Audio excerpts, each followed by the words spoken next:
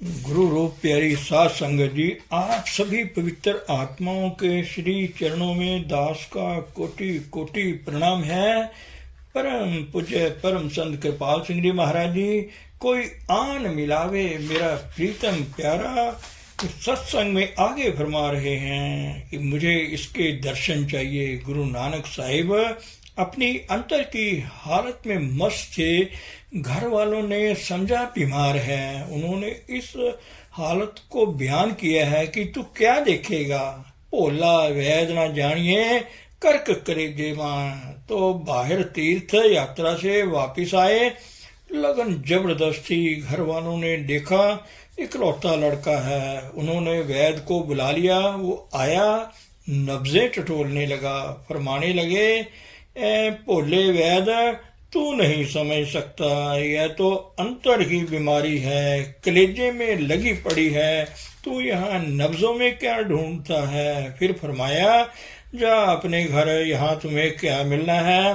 हम तो अपने प्रीतम के रंग में रंगे पड़े हैं। जिन्होंने पाया है वो हकीकत के पुजारी हैं, उनका एहसान सर पर है। बात तो ये है कि शुक्राना है जो मदद दे।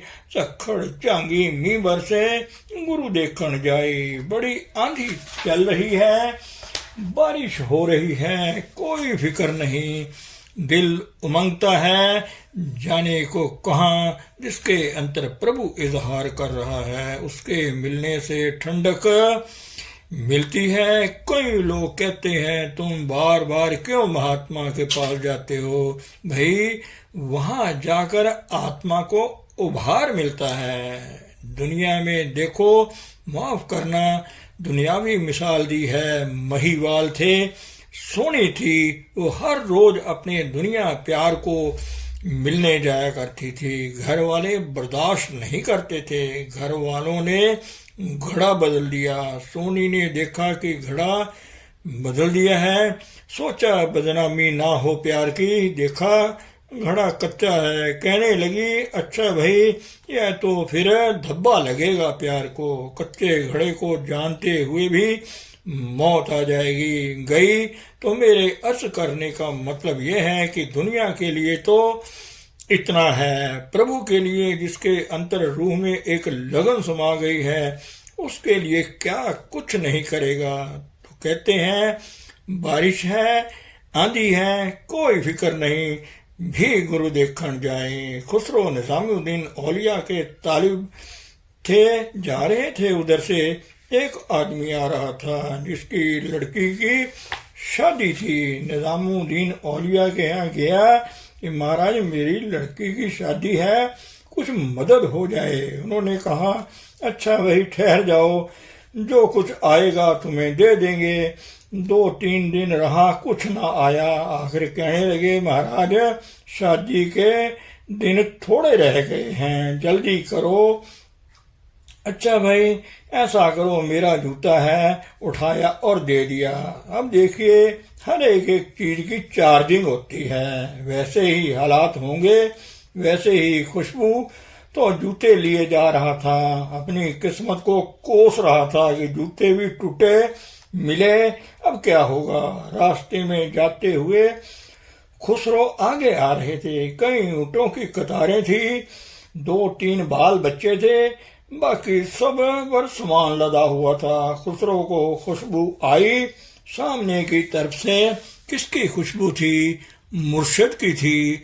उनका बरता हुआ जूता जो था ना, वो आदमी चलता जाए उस तरफ आया तो उधर से खुशबू आने लगी। ये राज की बात है। इसको बुलाया, भाई तुम कहाँ से आए हो? कहने लगा कि निजामुद्दीन औलिया के यहाँ गया था, लड़की की शादी थी, कुछ मांगा था, उसने ये जुत्ती दे दी है। खुसरो कहने लगे, इस जूते की कीमत तो मैं दे नहीं सकता, सिर्फ नजराना कबूल कर ले तो तेरी बड़ी मेहरबानी।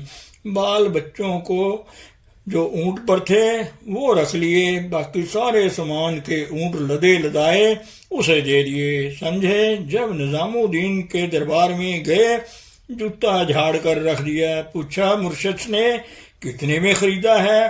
कहा, महाराज खरीदा नहीं है, नजराना सिर्फ दिया है, जो था मेरे पास फरमाया बड़ा सस्ता मिल गया।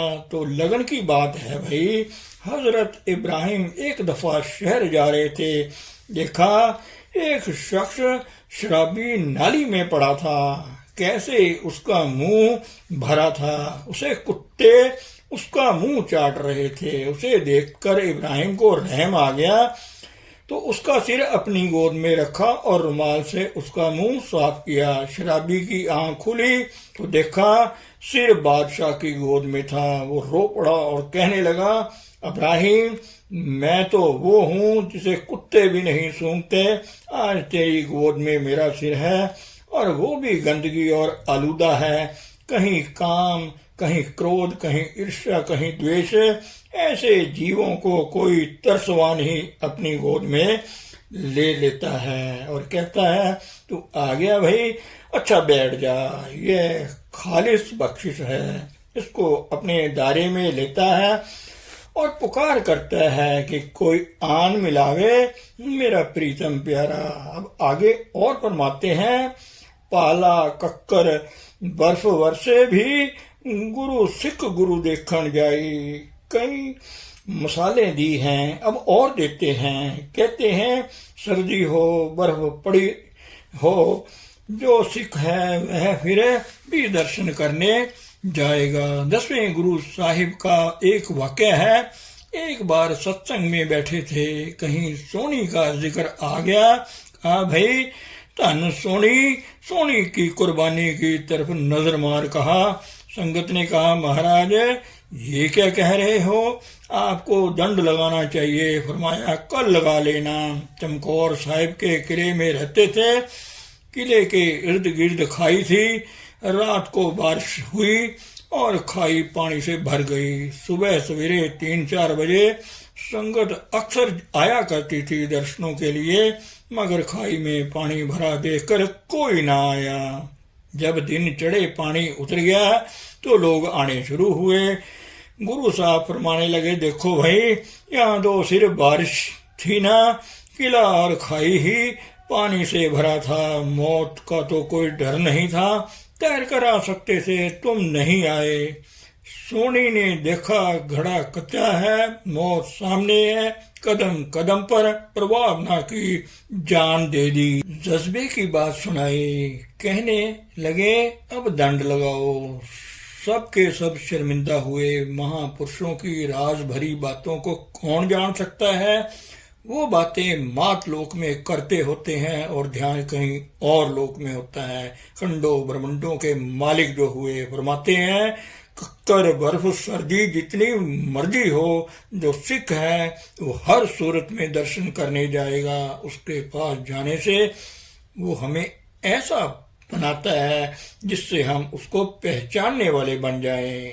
कभी कोई मुश्किल, कभी बच्चा बीमार है, कभी कुछ भाई, अभी लगन कम है। लगन अगर है तो दुनिया की बात तो ये है, सब दिवस रैन रखूं गुरु अपना, बिच रखें गुरु पैर तराई।